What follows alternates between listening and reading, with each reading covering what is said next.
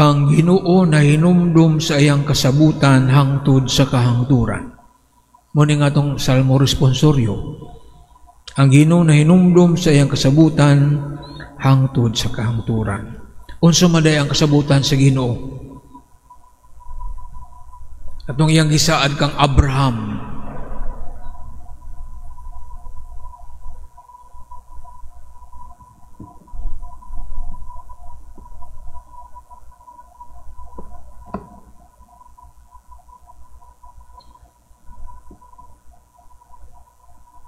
If you choose me as your God, you worship me alone, you will be my people. I will take care of you, protect you from your enemies, supply you with all your needs. Muna ang kasabutan. Kung atong dawaton ang Ginoo, nga atong Dios, simbahon siya nato, wala na ilain. We do not worship anything. He will choose us, anoint us His people, beloved people. He will take care of us, protect us from our enemies, provide us with everything we need. Muna ang kasabutan. And He remembers those panahon pa ni Abraham. Hangtod sa kahangturan. Magbasot, hangtod karon. Kaya nga naman, ang Diyos is, who is God? He is Yahweh. I am who I am. Meaning, wala siya'y katapusan. He has no beginning, has no end. He never changes. What He promised, He fulfills. Nga na siya, ang tao. Samayan. Promises are made to be broken. Pero na nga itong mga banggiita, mga politiko dyan. Panahon sa eleksyon, daghang mga saad, pangako nga napako. But God's promises remains forever. Ang Ginoo,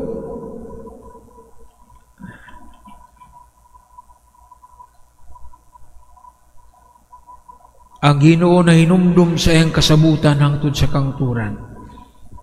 God never forgets. Kita, kalimut mata. Labi na sa mga utang. Kalimtan nato ng utang, pero katong nakautang nato, di ta kalimut. God never remembers all our sins. Once He forgive our sins, it's never recalled. It's buried 6 feet under the ground. Because God is God. He never changed. He is, I am who I am. Muna, Yahweh. Yahweh muna meaning. I have no beginning, I have no end. I remain at the present. Oh, present, permi ko, wa ko'y kaan. That's why He is faithful to His promises. Ato nang hinumduman. And then in the gospel, God renewed that promises. Oh? Come to me, all you who labor and are burdened, and I will refresh you. Take my yoke, for it's light. Oh. Muna ang iyang promise, He is still fulfilling the promise. I will take care of you. Kunya, mabalaka matang natay problema. Matarantar ta natay problema. Ay, nag-promise na to, I will take care of just trust in me. Put your trust in me. I will take care of you. Pero because of our lack of faith, wala. Sag-asa ta kapit sa patalim. Di ti kapit sa Ginoo, di kapit sa patalim. Buhat ako sa buhato nato, bisa kung mga illegal, just to survive. And yet, God, Jesus is telling us, come to me, all you who labor, ang nagbudlay, nagtrabaho kada adlaw para sa pamilya, nga wagay po'y nahimo, wagay po'y abot. those who are burdened, nabugatan sa mga problema, sa mga responsibilidad sa ilang kinabuhi, come to me and I will give you rest.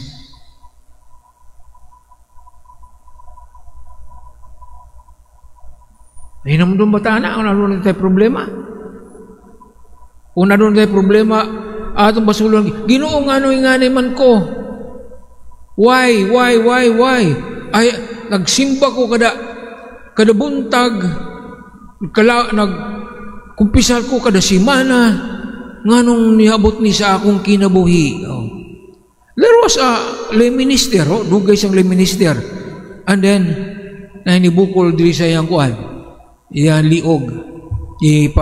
Kung sa doktor, ni biopsy, hala, ni burot, ni dako. Nihilag siya. Ginoo, nagserbisyo biya ko nimo, pila ko katuig nag-lay minister.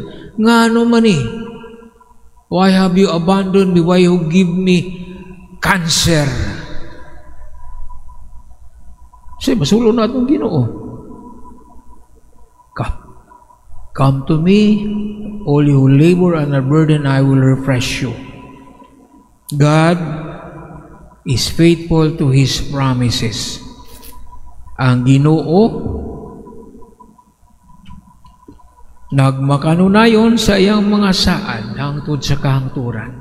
Meaning, hangtod karon. He promised to Abraham nga, I will take care of, if you will choose me as your God, you will be my people. I will be your God, you will be my people. I will protect you from your enemies. I will give you everything that you have. Of course, this does not mean nga wala gyud tay problema. Kabahin sa atong kinabuhi. Kay kung wala natin problema din tuwa na tas langit. Tuwa na tas langit kung wala tay problema. Ni atas sa langit, we live in an imperfect world, so there are so many imperfections. Ado na tayo sakit sa lawas because our body is not perfect. Ado na sakit ng atong gobyerno, corruption, kay our government is made of people who are imperfect. Even our church. Ang atong mga kaparian dili perfect. Bisan ka na si Father Perfecto, dili na siya perfect. So we should understand that. Kay ang mga tao, pari na siya, amrok perfecto na, di na nasa masayop.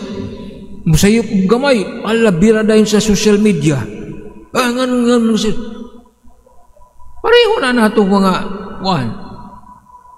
mahuyang. But God is perfect, He is faithful, even if we are unfaithful.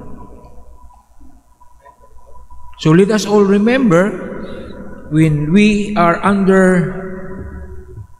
kung kita natabunan sa problema, nalubos na sa problema, remember this word from God, from Jesus. Come to me, all you labor and are burdened, and I will refresh you. The yoke that I will give you is light. Gaan ang ipapasan ko kaninyo. Isangon nga kung yugo ug sundan ninyo ako. Follow Jesus and He will give us a lighter burden. Why? Nga naman, kung musunod kang Kristo, dooltan niya, kung bugat na nga itong ipasan, pwede tayo, Lord, pwede tabangan ko na sa pagpasan sa krus. Pila na pagkablit na to. Ikaw na lang pasan, kay kapoy na kayo. Jesus will carry the cross for us. That's why our burden is light. But when we are far away, we cannot reach Jesus. Jesus, kindly carry the cross for me. But you are 1 kilometer from Jesus, He cannot hear you. Mo na bugat, suluhon mo ang cross. Mo na, tinuod nga. Pero, kuyog na to si Jesus, side by side. Bugat naman, ikaw sa puli-puli lang taani. That is the secret of. And God, Jesus tell us, tinuod na siya. I hope you remember that. during the times when we are burdened with so many problems, with so many responsibilities, God is with us. Even God is in us. Nasa sa kanan. Kunya, yung dawaton si Jesus, sa communion, He is with you. Those who believe in me, I and the Father will come and live, dwell in Him. Those who believe, but pasabot, kung mutuo ta, ang Amahan og si Jesus magpuyo uban ka nato. So, if God is with us, who can be against us? Not even the devil, not even death.